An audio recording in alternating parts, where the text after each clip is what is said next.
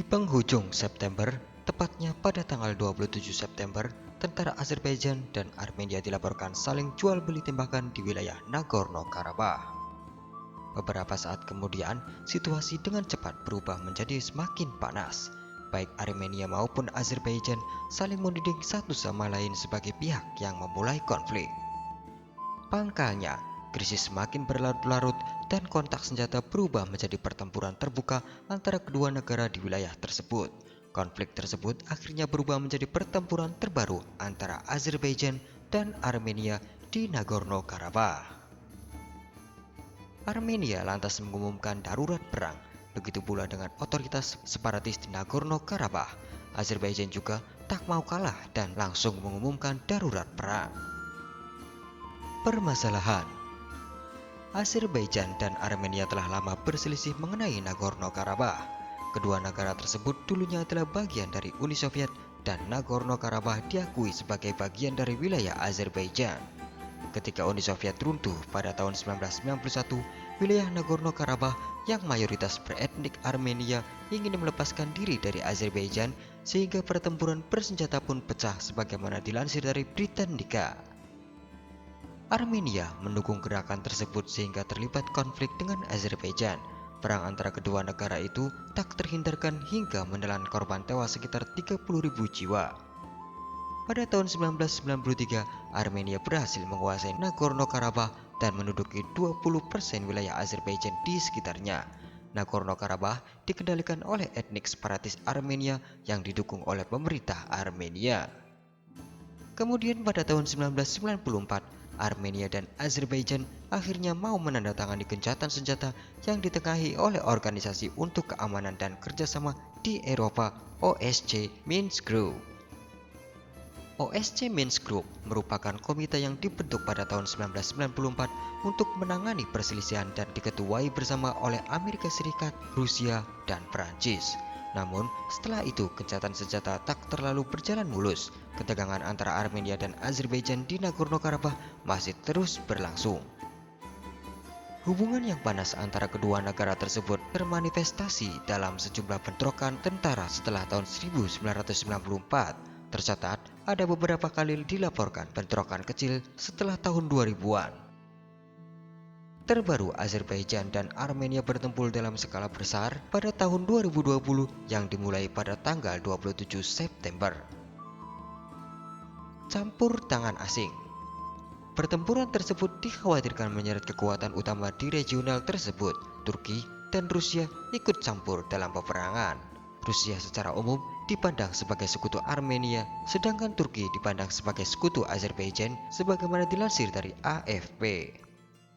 Turki dikabarkan telah lama memberikan dukungan di belakang Azerbaijan yang kaya minyak, sementara itu Rusia memiliki hubungan dekat dengan Armenia. Rusia juga memimpin aliansi militer Organisasi Traktat Keamanan Kolektif CSTO yang beranggotakan 6 negara pecahan Uni Soviet termasuk Armenia. Armenia mengandalkan dukungan Rusia dan jaminan militernya.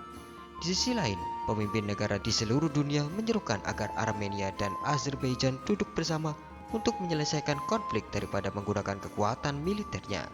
Perserikatan Bangsa-Bangsa, AS, Pakistan, hingga Iran menyerukan agar Armenia dan Azerbaijan sesegera mungkin mengadakan gencatan senjata. Bahkan Paus Fransiskus mendoakan agar wilayah Kaukasus tersebut segera berdamai dan tercipta perdamaian. Pertempuran. Pemimpin kelompok separatis di Nagorno-Karabakh, Arayk Harutyunyan, mengumumkan darurat militer pada tanggal 27 September dan memobilisasi pria yang berusia di atas 18 tahun untuk bertempur. Di tempat lain, Perdana Menteri Armenia Nikol Pashinyan mengatakan kepada rakyatnya bersiap-siap mempertahankan tanah air. Tak mau kalah, Presiden Azerbaijan Ilham Aliyev juga mengumumkan darurat militer. Dalam pidatonya kala itu, dia menyerukan rakyatnya untuk membela negara. Selama perang pertama, Sky News dan AFP melaporkan 23 orang baik dari tentara maupun masyarakat sipil dilaporkan tewas. Kelompok separatis di Nagorno mengklaim mereka menghancurkan 4 helikopter, 15 drone, serta 10 tank milik Azerbaijan.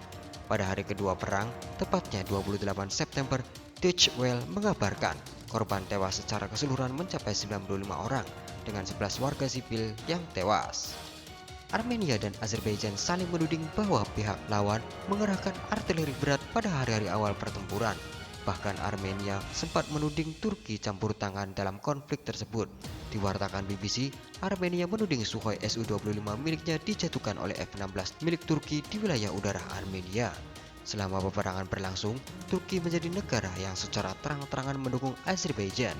Turki juga menyerukan agar Armenia menyerah lalu mundur dari wilayah Nagorno-Karabakh. Laporan-laporan mengenai Armenia yang membombardir pemukiman sipil di Ganja, Azerbaijan turut mewarnai pertempuran. Pada tanggal 2 Oktober, Stepanakert yang merupakan ibu kota Nagorno-Karabakh dibombardir yang terjadi ketika Armenia siap mencapai kejahatan senjata dengan Azerbaijan. Pada tanggal 4 Oktober, konflik kembali terjadi dengan Stepanakert dan Ganja, kota yang berada di barat Azerbaijan menjadi sasaran artileri. Presiden Rusia Vladimir Putin pada awal Oktober menyatakan korban tewas karena perang tersebut hampir mencapai 5.000 orang dengan angka resmi masih di bawah 1.000 orang. Sudah 3 kali upaya gencatan senjata dilakukan untuk mendinginkan tensi di kawasan sengketa di Kaukasus, namun konflik kembali terjadi sebagaimana dikabarkan oleh AFP. Eksodus massal dari warga sipil yang mendiami Nagorno-Karabakh tak terhindarkan. Lebih dari 50.000 populasi Stepanakert telah pergi. Sementara itu, hanya tersisa beberapa gelintir orang yang berkukuh tetap tinggal di wilayah konflik lalu meringkuk di ruang bawah tanah. Baik Armenia dan Azerbaijan saling menuding sudah melanggar perjanjian gencatan senjata dan memulai baku tembak di Nagorno-Karabakh. Sementara perang terus berkecamuk dan korban tewas berjatuhan dari kedua belah pihak. Pertempuran masih terus berlangsung hingga 1 bulan lamanya. Armenia sempat dikabarkan meminta bantuan kepada Rusia di tengah-tengah konflik yang sedang memanas. Moskow menjawab permintaan Yerevan. Di sisi lain, Turki dituduh mengerahkan kelompok milisi ke Nagorno-Karabakh untuk membantu Azerbaijan. Tudingan tersebut dibantah oleh Presiden Turki Recep Tayyip Erdogan. Pada awal November, Azerbaijan mengklaim sudah menjatuhkan jet tempur Sukhoi Su-25 milik Armenia. Sebelum mengklaim telah menjatuhkan Su-25 kepunyaan Armenia, Azerbaijan berulang kali melaporkan telah menjatuhkan drone kamikaze alias drone bunuh diri ke wilayah Azerbaijan. Kesepakatan gencatan senjata kemanusiaan sebenarnya sudah beberapa kali disepakati antara kedua belah pihak selama pertempuran. Namun kesepakatan itu selalu gagal hanya dalam hitungan menit.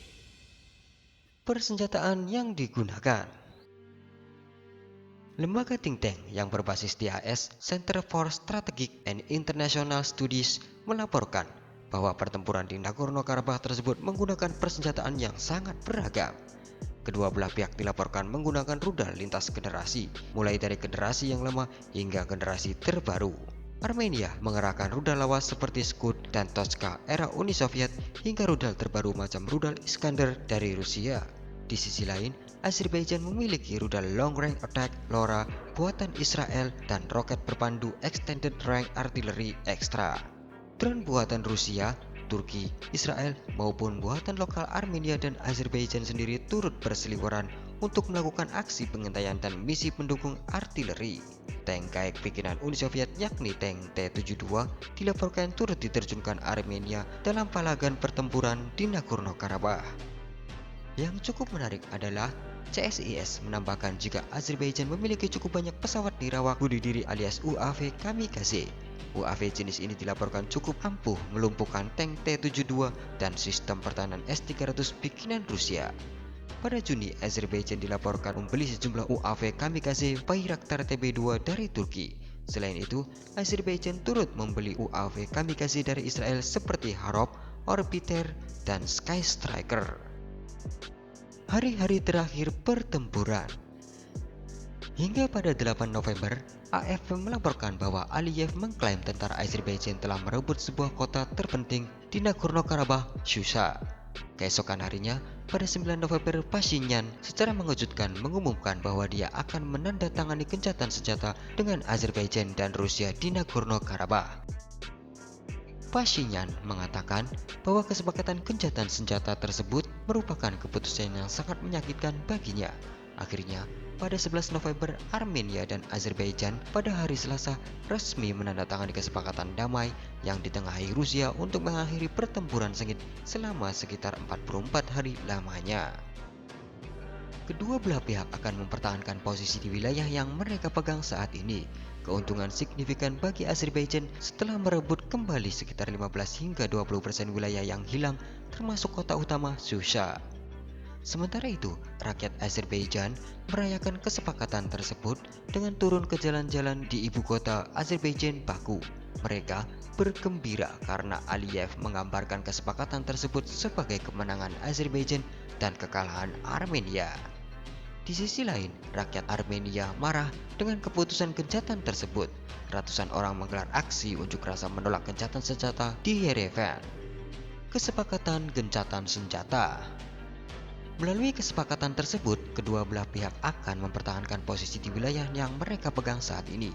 Hal itu merupakan keuntungan signifikan bagi Azerbaijan karena berhasil merebut kembali sekitar 15 hingga 20% wilayah yang hilang termasuk kota utama Shusha. Selain itu, Armenia wajib mengembalikan 3 distrik ke Azerbaijan secara bertahap paling lambat 1 Desember.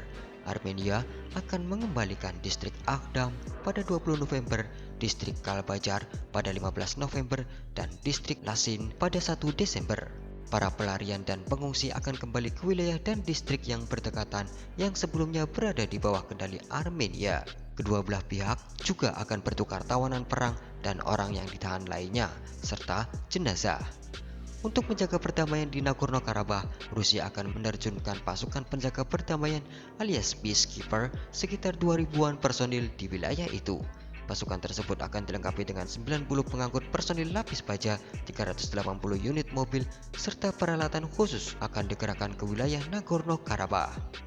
Misi penjaga perdamaian akan berlangsung selama 5 tahun dan secara otomatis dapat diperpanjang untuk periode 5 tahun selama tidak ada pihak yang menarik diri dari kesepakatan tersebut.